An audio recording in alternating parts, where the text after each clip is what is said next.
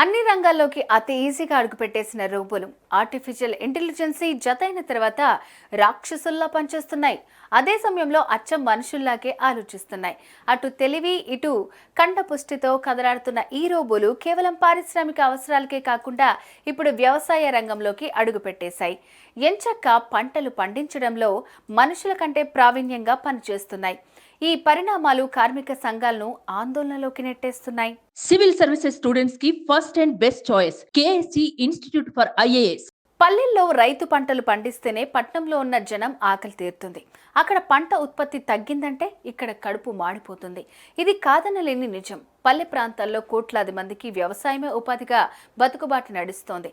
అయితే నాట్ల సీజన్లోనో లేదంటే కోతల సీజన్లోనో కూలీలకు మాత్రం పెద్ద డిమాండ్ ఏర్పడుతోంది. వాళ్లను బతిమాలో బామాలో పొలాల్లోకి దించాల్సి వస్తోంది. సాగు చేసుకున్న ధాన్యం ఇంటికి చేర్చుకోవాల్సి వస్తోంది. వాళ్ళు కాదు అంటే పని వాయిదా వేసుకోవాల్సిందే తప్ప మరో ప్రత్యామ్నాయం రైతులకు ఉండదు అన్నది అందరికీ తెలిసిన విషయమే. ఇలాంటి పరిస్థితుల వల్లే వ్యవసాయంలో యాంత్రీకరణ అనే కాన్సెప్ట్ వెలుగు చూసింది. అగ్రికల్చర్లో మెషిన్ల వినియోగం పెంచే దిశగా ప్రభుత్వాలు కూడా రైతులకు సబ్సిడీలు ఇచ్చి యంత్రాల కొనుగోలుకు ప్రోత్సహిస్తున్నాయి.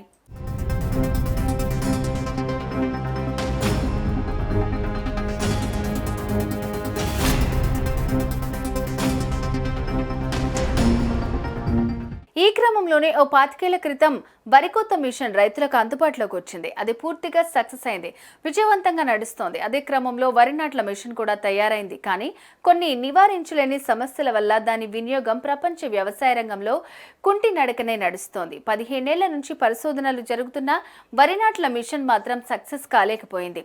ఈ నేపథ్యంలో మనిషి చేసే అన్ని పనులు చేయగల రోబోలను సైంటిస్టులు ఆవిష్కరించారు. పరిశ్రమల్లో వాటిని ఎంతో నైపుణ్యంగా వినియోగిస్తున్నారు.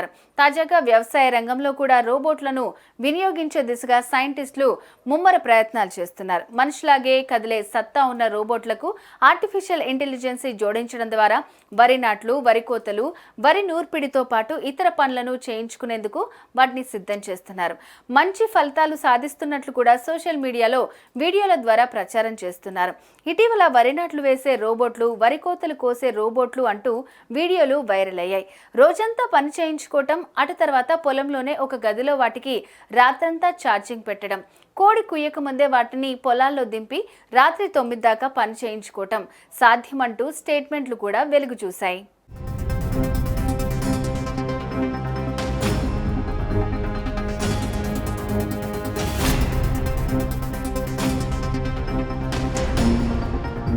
దీంతో వ్యవసాయం మీదే ఆధారపడి బతుకుబండి నడుపుకునే పల్లె బిడ్డలతో పాటు వ్యవసాయ కార్మిక సంఘాలు కూడా కాస్తంత ఆందోళనకు గురయ్యారు.